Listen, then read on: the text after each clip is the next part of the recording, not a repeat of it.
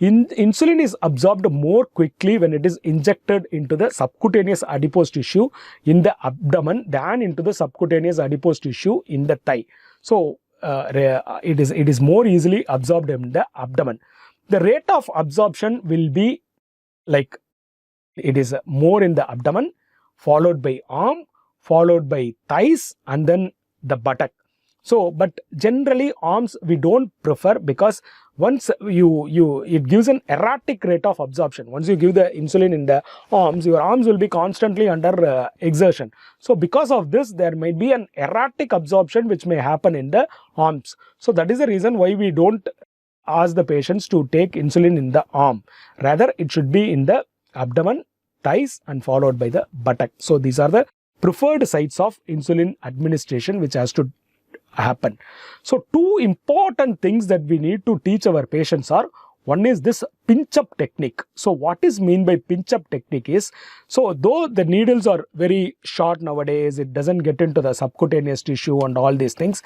Especially this is important when we inject into the arms, because our abdomens and thighs have got adequate muscles. So generally in type 1 it may make a small difference, but still we use it as a practice, because it gives lots of stability the way we administer insulin, and the patients are also very comfortable with it, and it is a right scientific way of administering the insulin. So lift the skin between the thumb and two fingers. So we have to pinch up.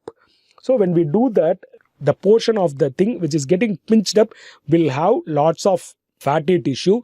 Rather, when we try to use all the four hands, what we do, we try to take the underlying muscles also. Especially think about a type 1 who has a very flat belly, and when you try to do that, you might be trying to pull the rectus muscle also. So inadvertently we should not pump in the muscular layer. So as we shown in the chart over here, so when we do it with the four hands, we try to pull it so strongly that the muscle also goes in. So this is a wrong technique.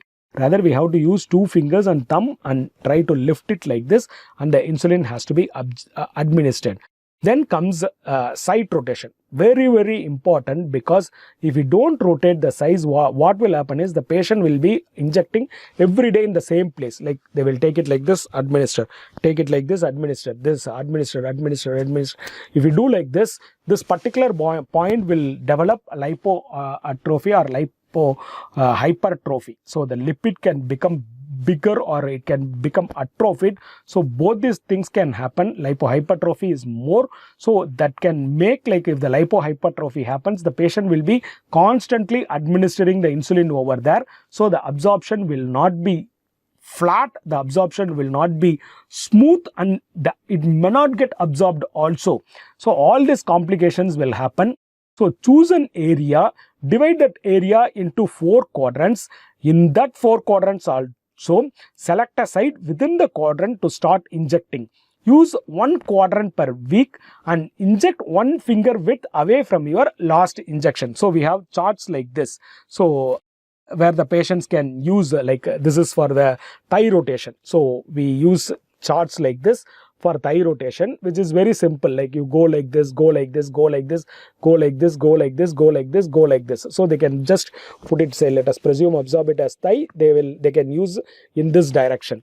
So there are abdomen, so similar charts are existing for the abdomen also. Like you can ask this chart from the BD company. BD is the universal leader for this insulin administering insulin needles basically. So these they will be able to give this charts like this. So this sort of things can be used for the abdomen. So this will give an idea about the patients about the rotation. So they have to choose an area.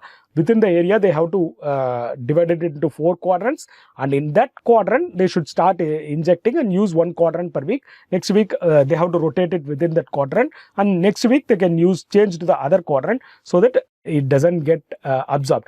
Or the other way of doing it is like you have the navel, you have the 1 line, 2 line, 3 line, 4 line like this. So 1 week in the morning, 1 in the afternoon, 1 in the evening, 1 in the night. So they can just split it like this for 7 days. So this it can be done.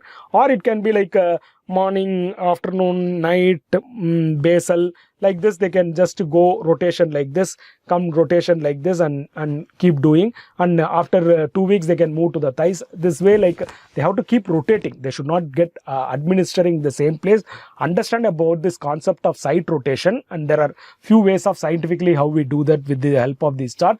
Otherwise, make it simpler that the patient can administer.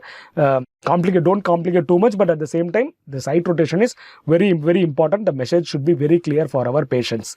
So as we said, for insulin syringe users, this pinch up technique may not be much good because these needles are very, very small, but still pinch up technique is something which we need to tell our patients. So two important things are, one is the pinch up technique or skin fold lift, and the second is the site rotation.